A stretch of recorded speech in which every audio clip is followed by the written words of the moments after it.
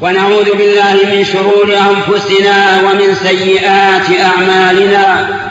من يهده الله فلا مضل له ومن يضلل فلا هادي له، وأشهد أن لا إله إلا الله وحده لا شريك له، وأشهد أن محمدًا عبده ورسوله صلى الله عليه وعلى آله وأصحابه ومن تبعهم بإحسان إلى يوم الدين.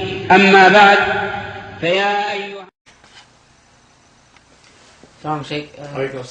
Can you please explain the confusion of the people about the term Wahhabi, the Wahhabi fairy tale, because many people are confused about this issue and they're confused between the term Wahhabi, Ahlul Hadith and Ahlul Sunnah, and I think this is just different sects in Islam, so if you can explain. First, I'd like the person to ask himself, am I being used as a propaganda or not?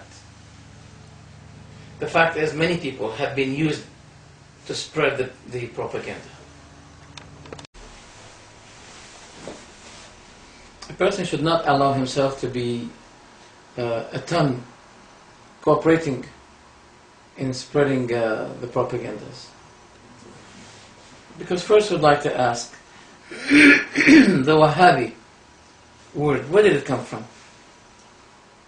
Do you know, brother, who's helping on spreading this propaganda, that the name Al-Wahhab is one of the names of Allah? Do you know that this is one of the names of Allah? Al-Wahhab. For example, we recite the verse, رَبَّنَا لَا تُزِغْ قُلُوبَنَا بَعْدَ إِذْ هَدَيْتَنَا وَهَبْ لَنَا مِن لَدُنْكَ رَحْمَةً إِنَّكَ أَنْتَ الْوَهَّابُ. Now some people, when they read this, إِنَّكَ أَنْتَ الْوَهَّابُ, then they wouldn't like this word because it reminds them about something they hate, Wahhabis. Al-Wahhab is one of the names of Allah. So we have to be careful when you use that name. Now people, they use this name in terms related to what they hate. It's not allowed. So let's ask also, who's the establisher of this so-called Wahhabi doctrine, Wahhabi cult? Was it Allah? No. I'm sure you're going to say no. Okay, so who? Is there anyone who called himself Al-Wahhab? The answer is no. So what was the name of the establisher of the Wahhabi cult? Now, his name is Muhammad ibn Abdullah, but he's not the establisher. He is a muslih, a manding person, advisor, that he saw a lot of aspects of shirk and innovations, and he was advising people not to do that. That's all. He did not bring anything new. What he has is from the book of Allah and the Sunnah of the Prophet ﷺ. We urge the person who used the word and term Wahhabis to check the books of Muhammad ibn Abdul Wahhab and bring me something, even one thing, that disagree with the book of Allah and the Sunnah of the Prophet ﷺ. Then I'll agree with you. But bring me. And don't be cooperating with those who spread propagandas, and you yourself will be used as one of the tongues. You're going to be asked at the Day of Judgment by Allah. Don't do that. Especially the name of Allah is involved in this issue of hatred. Hating people, calling them Wahhabis. You want to use any other name, use it, but don't use the name of Allah and relate it to what you hate. Be careful. That's oppression. And oppression is haram in Islam. Don't be oppressive. Don't be unjust. If you don't like what the Christians call you, what the Jews call you, what the atheists call you, you don't like it? You don't like to be called Muhammadist or etc.? Also, you should not be accepting any kind of propaganda. So, the question is, do you have anything from the books of Muhammad ibn Abdul Wahhab? And by the way, Al-Wahhab is not his name. His name is Muhammad bin means the son of Abdul Wahhab. He is Muhammad, the son of the servant of the Wahhab. So both the father and the son have nothing to do with the name of Al-Wahhab. The issue is that the French people and the English people were the one who started it, using the word Wahhabis. The first book was written against Wahhabis was in French language, about l'histoire des Wahhabis. It's in French. L'histoire des Wahhabis. So, it's not a Muslim suggestion, it's a French suggestion. And now we started to have books about the Wahhabis. What do they have? Just show me something against them. What? They disallow touching the graves? This is from Shafi'i and Nawawi, Abu Hamid al-Ghazali. They all say that this is a Jewish and Christian habit. Are they Wahhabis? Why do we find the propagandas and we don't find the evidence?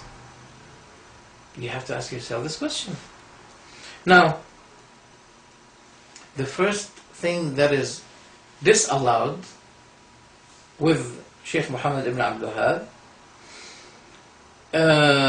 is building any structure over the grave and building mosques over the graves or innovating in matter of religion.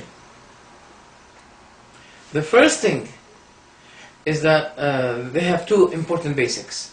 And لا يعبد إلا الله, that none should be worshipped except Allah. The second basic is أن لا يعبد الله إلا بما شرع, that Allah should not be worshipped but what He made a law of worship for us. When we innovate in matter of religion, we are making new laws. We are modifying Allah's law of worship. We should not be doing this. The matter of worship had been planned for you.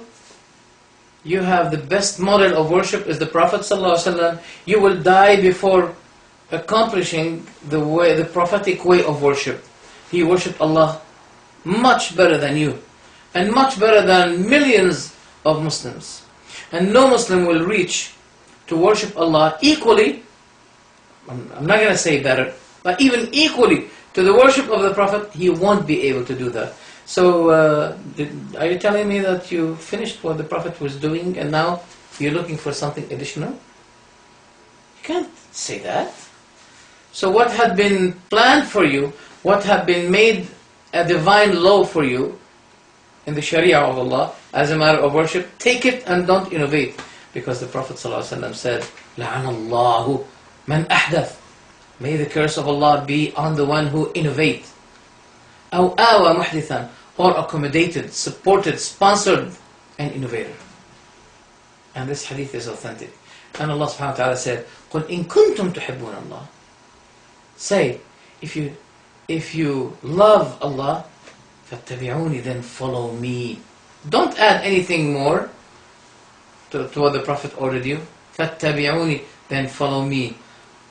يُحْبِبْكُمُ اللَّهُ وَيَغْفِرْ لَكُمْ ذُنُوبَكُمْ, then Allah will surely love you and forgive your sins if you obey this messenger. So,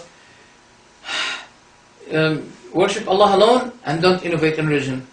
And I wonder, people call them the horns of the devil. Qarn al-Shaytan, the horn of the devil. Those Wahhabis, they are called the horn of the devil. Does really the devil say to you, don't worship anyone other than Allah and don't innovate in religion? Wallahi, if this is the kind of the devil, I think we should be following the advice of the devil. The devil never said to you, don't innovate in religion.